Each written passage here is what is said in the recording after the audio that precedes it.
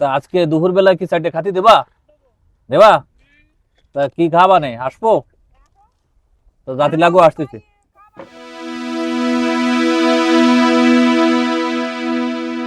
পশুর নদীর পাড় ধরে আমরা নৌকা বাইতে বাইতে একেবারে সেলাবনিয়া গ্রামের শেষ সীমানায় এসেছি। এখানে একটি ঘর রয়েছে, মানে একেবারে এই গ্রামের মানে শেষ বাসিন্দা।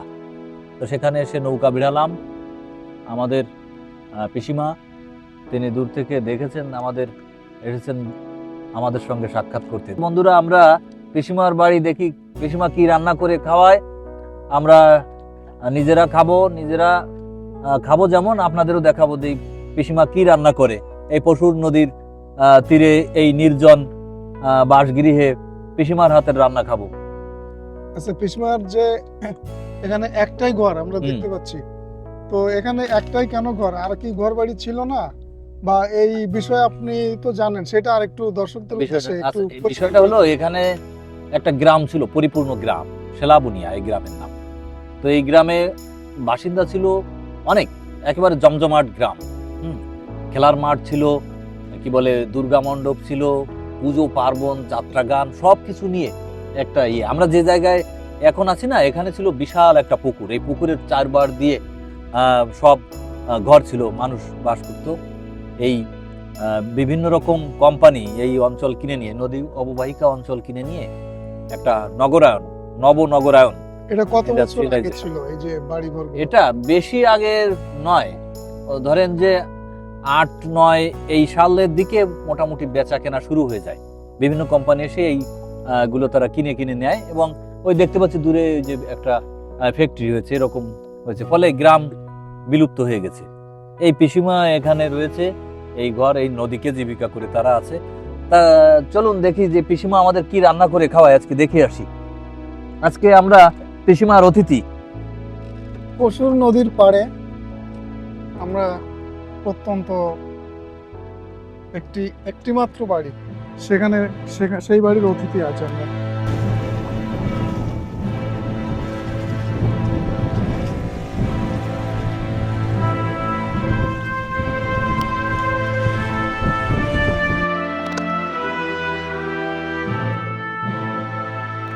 দেখুন কত সুন্দর পিসিমার বাড়িটা, একেবারে নির্জন পরিবেশে, বলা যায় যে জঙ্গলের মধ্যে। মানে আমরা গানে শুনেছিলাম যে অরণ্য জঙ্গল আর ভিতর আমার একখান ঘর। হ্যাঁ, ভাইও নাই বান্ধবও নাই, কে লইবে খবর। সেই রকম একেবারে অরণ্য জঙ্গলের মধ্যে পিসিমার ঘর। এখানে আমরা আছি পিসিমার আজকে খবর নিতে।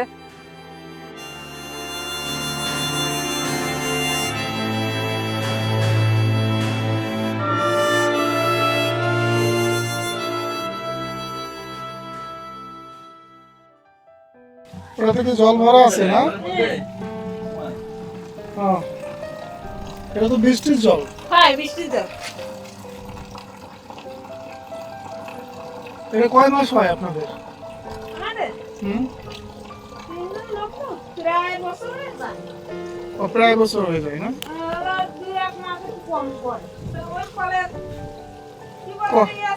টিউবওয়েল কোথায় আছে, কত দূরে? ওই টিউবওয়েলে কি জল ভালো? আচ্ছা, ইয়ে নাই, আয়রন বা লবণ এরকম নাই? হালকা, মানে খাওয়া যায় নাকি?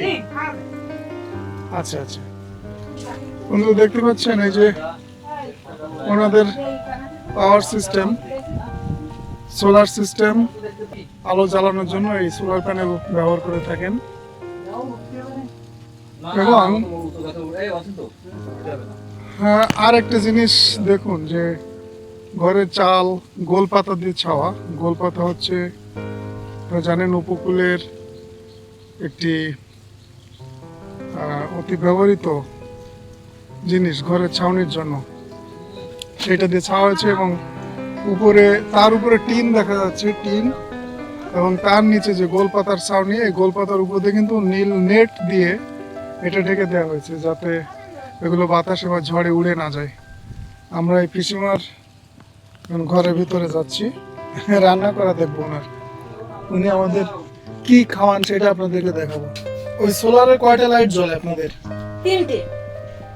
সারা রাত হয়ে যায়? সারা রাতে যায় ফ্যান চালায়।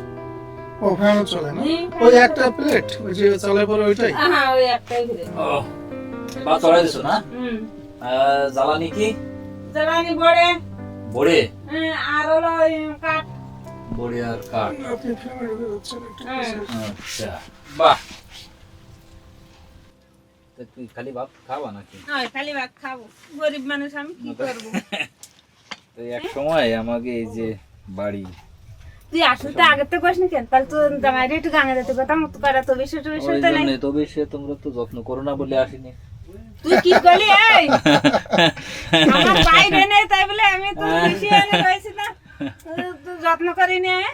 তোমার এই ইয়ে মনে পড়ে না, এই যে একা একা থাকো, এই পুরোনো দিনের কথা মনে ওরে পড়ে না? বাবা, যে কত মানুষ- আমি জানিস কি চিন্তা করি যে মা দুর্গা বার আমার সব বাবাকে সব ফিরে নিয়ে আসতো, এই মিষ্টি জেনে কাজ ছিল সব আবার ফিরে এনে দিত।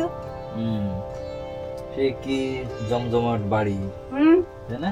সেই সব কি পুজো, কি মনসা পুজো, কি যাত্রা গান, কি পরিমাণ আমদানি করতে ছিল সেই দিনগুলো না মনে পড়ে তো শুয়ে শুয়ে। এই জায়গায় আর আর কি কি ছিল নাকি? তোমরা মানে তোমরাই কি প্রথম থেকে এই একবার নাকি আর কয়েকবার ছিল?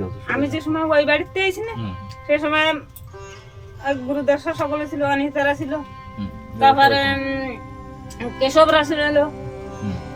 তারপরে বিশ্বরা ছিল, সুকান্তরা ছিল, সবাই এনে ফেরাইছিল, খালি ওই ফোরগুলি তোর বাবা টাবা ওরাই ছিল না।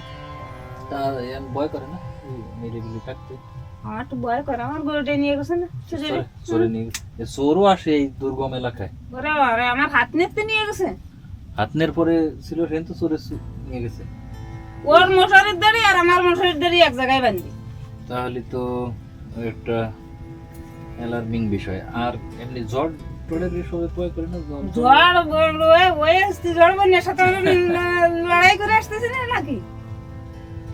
একটা দেখতেই মনে হয় ভালো যে নদীর মাছ খেতে পাচ্ছে হুম। সবসময়, তাই না? সেই পুরনো হুম, আগের মতো করে। তা তুই আসলে তো তাই তো করছিস, তুই আগের থেকে বললি না কেন? না তো জামাই আগে তো গাঙে থেকে ডুবে করলে অবশ্যই কয়টা ওই যে চেষ্টা করে আসতো, গুণের সময় না উনি। কান মাছ হুম। বলে একটা হাহা। তো তুই আগে বাটি থেকে এমন আসতেছে রাত 12টার সময় ঠিক। আগে দেখবেন কি সময় এরকম মিষ্টি জল আসলে যে আদানি গণিত সেই সকলে জাল নিয়ে কিরাম দৌড়ে দৌড়িয়ে যেতে তো কি ডাকা যেতে আর দৌড়ে। আমাদের দিরাম যেটা হ্যাঁ। আমাদের বাবা হয়েছে পাশে ওরে আর কি দৌড়ে দৌড়ি। বেশুদা গিয়ার একটু হুম।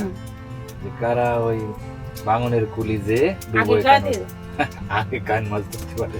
আতা ফাদা কানে মিষ্টি জল আসলে তবে হ্যাঁ, সময় তবির কি সময়। আগে টানি আসতে আর বাড়ি, হয়। ডান বিটাতে। ওই দূর থেকে হুম। সাঁতরায়। এখন শুনেছি কুমির দেখা গেছে একটা। আই কুমির আছে। তোমার চোখে পড়েছে নাকি কুমির? আমার তো সে হয়নি। আমি কই মা গঙ্গা আমার সময় আর ফলাইন। না। দিদি আর দেখতে যাইনি।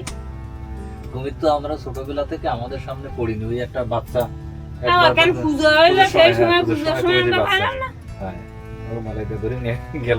মানে পূজার সময় তাও তো এই রাস পূজার সময় আমরা না, সেটাও ওই গঙ্গা পুজোর দেওয়া হয়েছিল দেওয়ান পিঠে দান বিটে রাস পুজো করা হইলো না সেই সময়। সেই সময়। আর খালি গ্রাম হারিয়ে গেছে। আমরা তাও আগে যাওয়া গ্রামের বাস্তরা, গল্প বেশি ওই যে মনে পড়ে। ওই বুঝিনি সেই সময় নাই এটা হলো ওর তখনের বাবা হরিদাস বাস্তরা বই করিল, মানুষ কান দিল যাত্রা। সে যাত্রা যাত্রা শুনে এই গ্রামের তাই যাত্রা সত্যি জানা নেই। সত্যি সেই বাস্তরা একদম। তুই দেখ কেউ এক সময় বাস্তুধারা যাত্রা এই গ্রামের মানুষকে কাঁদিয়েছে।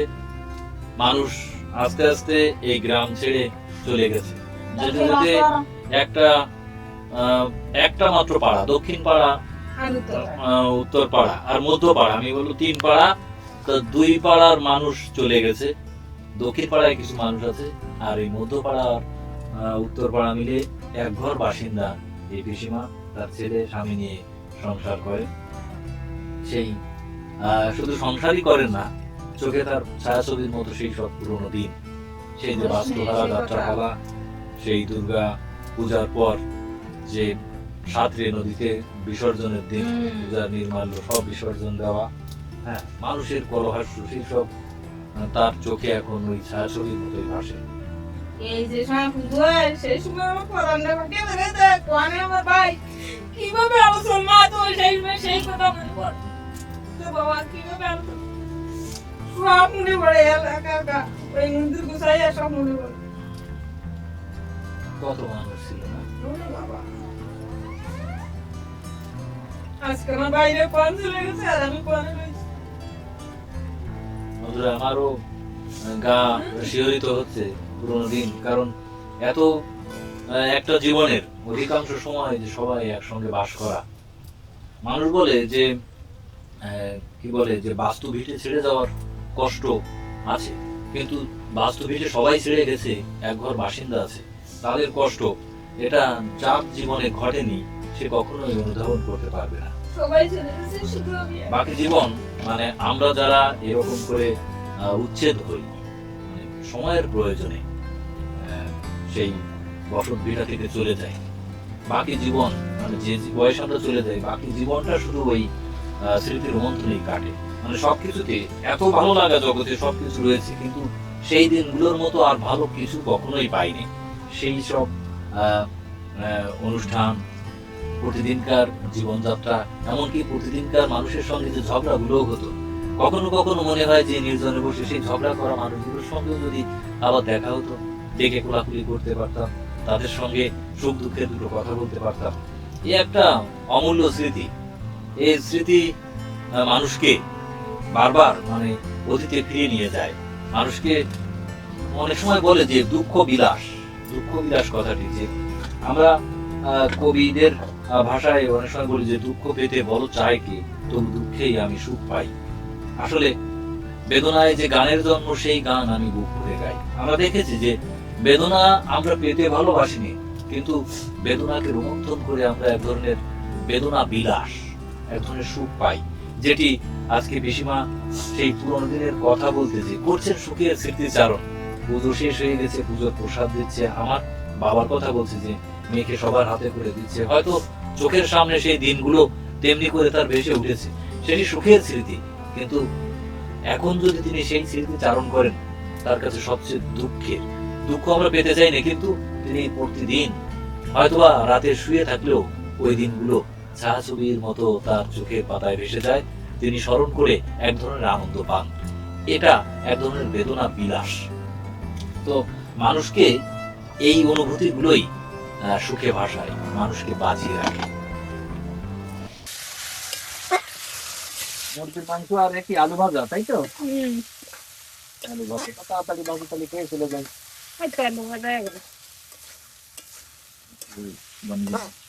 বলছে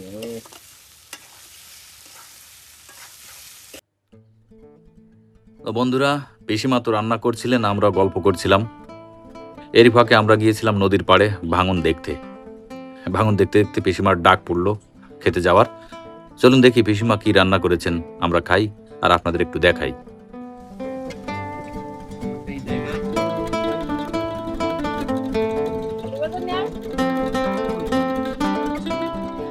বসে গেছি একদম কুড়মুড়ে আলু ভাজা আর আতপ চালের ভাত। এটা কি চাল বলেন আপনারা? আতপ চাল মোটাটা এই চাপশাল নোনাকুচি এই টাইপের কোনো একটা না? কুচি, এটা একটু বলেন নামটা। এটা তো নোনাকুচি হচ্ছে এই পাটি অঞ্চলের ধান, এর ভাত। হ্যাঁ, অত্যন্ত সুস্বাদু এর ভাত খেতে। হ্যাঁ, খুব বিখ্যাত। আমরা যে ভাটিয়াল চাল বলি না অনেক কিছু, ও ভাটিয়াল তো শুধু একটারে বলা হয় না, অনেকগুলোকে বলে। ভাটিয়াল জাতের মধ্যে চাপশাল, নোনাকুচি, হ্যাঁ, এসব কিছুই ছিল। নোনাকুচি আমাদের এই অঞ্চলে। মরিচাল নাম শুনেছি আমি, মরিচাল, কাঁচরা, বালাম, বড়ান। বন্ধুরা, এই পিসিমার হাতের যে রান্না, এ তো অসাধারণ স্বাদ। এখন এই আলু ভাজি খাচ্ছি, এরপরে মুরগির মাংস তো আছেই।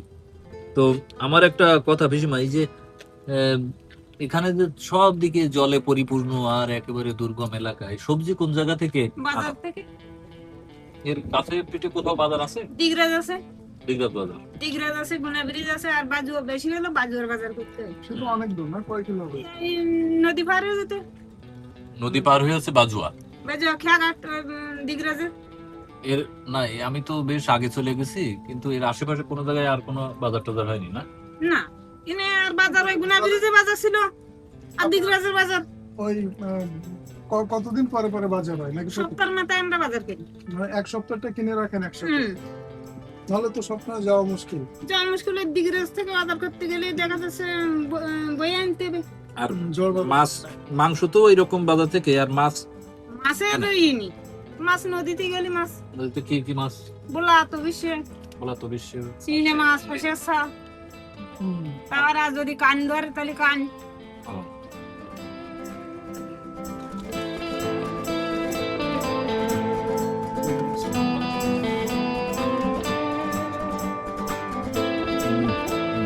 এই তো হ্যালো, আলু একটু পরে নিচ্ছি, দেখি আগে কেমন হয়েছে।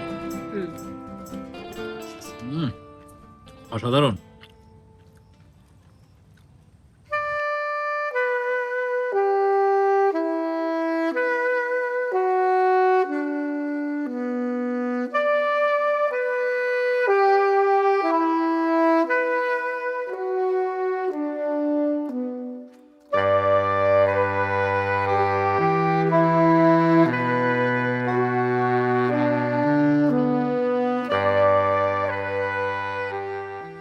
তাহলে বন্ধুরা, আমরা এখন এখান থেকে বিদায় নেব। উপকূলের যেসব মানুষ এভাবে কঠিন জীবন সংগ্রামে টিকে আছে তারা সবাই ভালো থাকুক। আর পিসিমাকে ধন্যবাদ দেওয়ার মতো কোনো কিছুই নেই। বহুদিন পরে তার হাতের রান্না খেলাম, এই ছেড়ে যাওয়া পুরনো পরিবেশে বসে রান্না খেলাম, খুব ভালো লাগলো। তো আমরা এই যে আসলাম বহুদিন পরে, তোমার কেমন লেগেছে? আমার খুব আনন্দ লাগছে, স্মৃতি আমি ফিরে পাইছি। তো স্বজন যাদের দূরে চলে গেছে, সবারই উচিত যে ছেড়ে যাওয়া অত্যন্ত সহজ, কিন্তু ছেড়ে যাওয়া মানুষগুলোর সঙ্গে অন্তত যোগাযোগ স্থাপন করা, তাদের খোঁজ খবর নেওয়া, যেভাবে থাক না কেন। এই যে আজকে আমরা হঠাৎ এলাম, একটা মুখের কথাতে তিনি আমাদের যেভাবেই সীমিত সময়ের মধ্যে রান্না করে খাওয়ালেন, এর সঙ্গে অন্য কোনো আন্তরিকতার তুলনা কোনো ক্রমেই চলে না। তো এই আন্তরিকতা যুগান্ত ব্যাপী বেঁচে থাকুক, এটাই আমাদের বাঙালির মূল সংস্কৃতি। তো আজকের মতো পিসিমার কাছ থেকে বিদায় নিচ্ছি, আবার কোনোদিন দেখা হবে, আবার আমরা আসবো। পিসিমা ভালো থাকো, তোমরা সবাই ভালো থাকো, উপকূলের মানুষ যারা আছে এভাবে টিকে, তারা সবাই ভালো থাকুক। ভালো থাকো।